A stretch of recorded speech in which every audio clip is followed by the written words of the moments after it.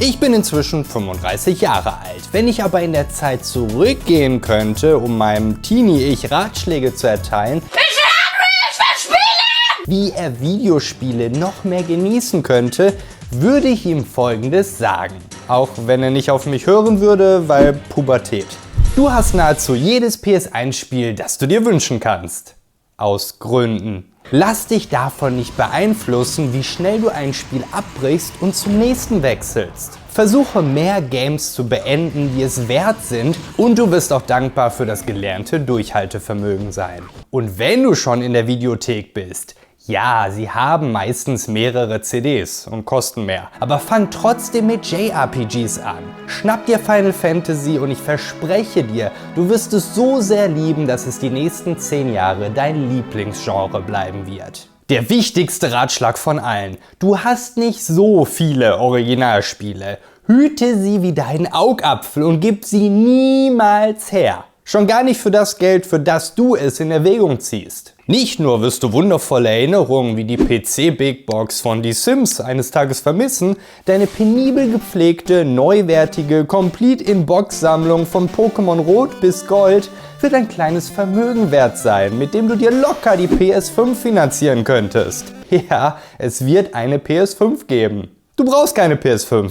Lohnt sich wirklich nicht. Auf der PS2 machst du eine Reihe deiner intensivsten Gaming-Erfahrungen mit GTA Vice City und San Andreas, Final Fantasy X und XII und den beiden Kingdom Hearts Teilen natürlich. Kaum eine Konsole wird aber jemals wieder so ein breit gefächertes, verrücktes und liebenswertes Portfolio haben. Also streck die Fühler aus und erweitere deinen Horizont. Ich glaube, du bist dafür noch nicht bereit, aber ich wünschte, du würdest Silent Hill 2 zu seiner Zeit erleben.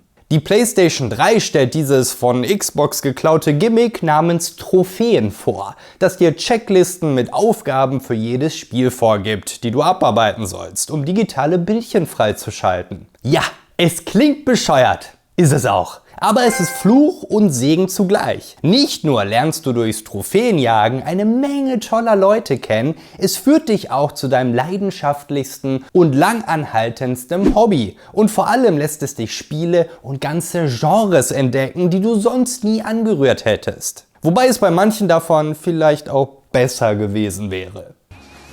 Wie war mal schnell Maps angefasst? Das machen die so. Du musst danach mal was die da zeigen. Let it go! Trophies sind nichts Schlechtes, aber um Himmels Willen hol sie nur in Spielen, die dir Spaß machen, und auch nur, wenn du dafür nicht hunderte Collectibles mit einem Online-Ratgeber abklappern oder 70 Stunden stumpf online mit einem gleichgesinnten Wahnsinnigen grinden musst. Auch wichtig in dieser Generation zu lernen: Wenn du ein Spiel kacke findest, wenn dich die Story nicht packt, die Charaktere dir unsympathisch sind oder du nicht ins Gameplay reinfindest, zwing dich nicht, es durchzuspielen. Ich kann mich an kein für mich schlechtes Spiel erinnern, das es am Ende wert gewesen wäre. Im selben Atemzug sei aber zu erwähnen, dass das eine oder andere Spiel eine zweite Chance verdient hat, weil du aus diversen Gründen noch nicht dafür bereit sein wirst oder etwas anderes erwartet hast. Speziell Games mit einer 3 im Titel solltest du nicht voreilig verdammen. Sie werden trotz der anfänglichen Abneigung zu deinen Lieblingsspielen aller Zeiten gehören. Du liebst sie sehr und mit ihrem Klavierlack ist sie auch unfassbar schick. Aber die Tage deiner Old Lady PS3 sind gezählt.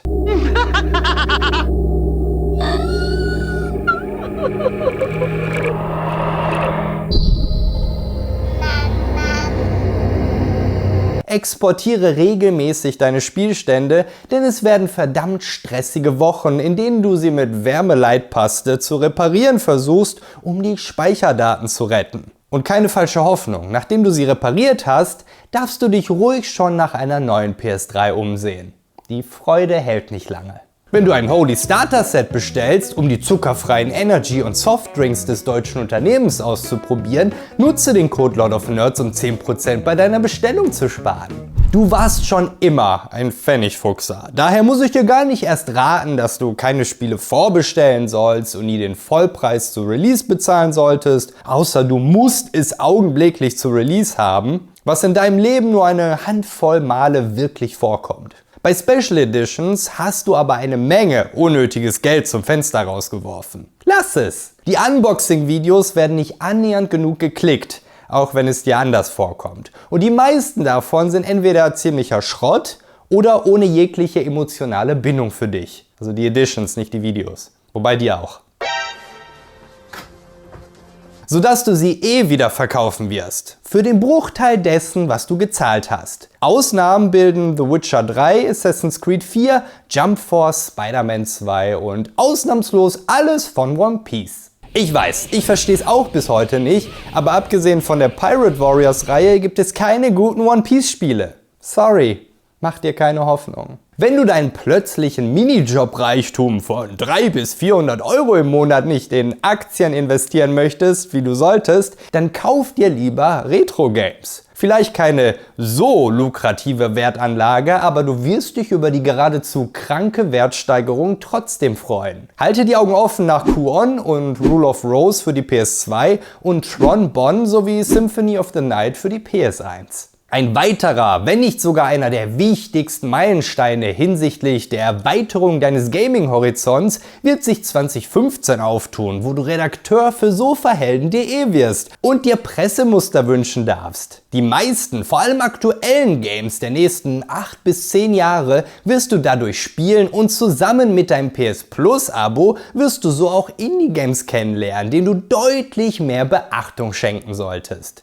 In ein paar Jahren werden das nahezu die einzigen Spiele sein, die sich noch lohnen zu zocken. Und so verlockend es hier auch ist, sich für aktuelle Blockbuster wie Red Dead Redemption 2 oder Uncharted 4 bemustern zu lassen, lass es. Du wirst dich beim Durchspielen beeilen, um möglichst schnell das Review schreiben zu können und du wirst wirklich großartige Games so nicht zu schätzen wissen. Ein Problem, das aber ohnehin losgeht ab deinem ersten Minijob mit geregeltem Einkommen bei Burger King.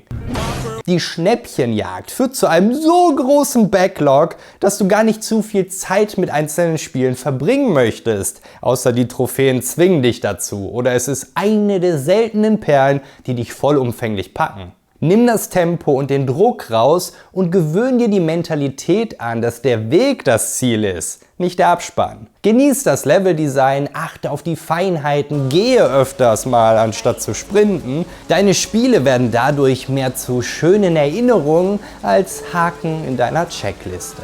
Apropos Checkliste, fang so früh wie möglich an, eine Excel-Tabelle mit deinen Lieblingsspielen zu führen. Vor- und Nachteile auflisten, eine 1 bis 100 Bewertung und das Jahr, in dem du es gezockt hast. Dann musst du in meinem Alter nicht Dutzende deiner Favoriten erneut spielen, um sie einordnen zu können. Wobei es ja deine Favoriten sind und es keine verschwendete Zeit ist, großartige Spiele erneut zu zocken. Etwas, das ich auch immer noch lernen muss. Um nochmal auf den Backlog zurückzukommen. Besser haben als brauchen. 2018 eröffnet der Epic Games Store. Das ist sowas wie das schlechte Steam. Was aber gut ist, von Anfang an gibt es da in regelmäßigen Abständen kostenlose digitale Spiele. Nicht alle davon kannst du auf deinem alten Rechner spielen, aber tatsächlich die meisten und es sind wirklich nette Perlen dabei. Auch eine ganze Reihe von Spielen, die du dir holen willst, wie Sifu, Vampire Survivors oder Marvel's Midnight Suns. Und wenn immer du Zugang zu einem Amazon Prime Account hast, behalte auch Prime Gaming im Auge. Die verteilen jede Woche kostenlose Games für ihre eigene Plattform, für Epic Games und für Good Old Games. Spätestens mit Persona 4 Golden wirst du merken, dass deine Englischkenntnisse ausreichend sind, um so ziemlich alles in der Sprache spielen zu können. Also fang deutlich eher mit der Yakuza-Reihe an und dank mir später. Auf dem 3DS wirst du es schon merken, aber danach kannst du guten Gewissens mit der Pokémon-Reihe brechen. So sehr du es auch nicht wahrhaben möchtest. Aber die kommenden Teile sind schlechter als die ersten vom Game Boy und sie werden immer schlimmer.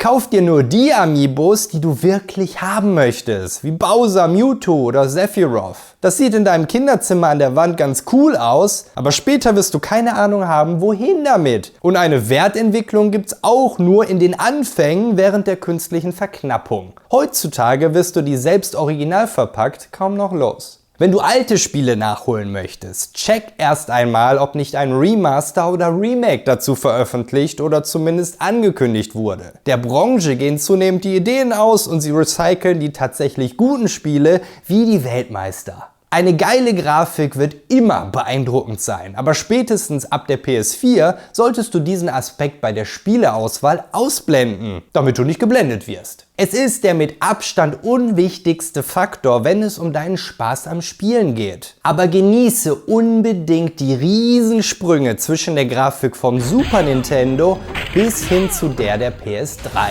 Solche Welten wirst du nie wieder erleben. Und um Himmels Willen, lösche verdammt nochmal niemals PT von deiner PlayStation 4. Und wenn du mein Alter dann erreicht hast, kannst du dir hier angucken, was beim Zocken irgendwie nicht mehr so will wie früher. Madelord, das bin ich. Be with you. See ya.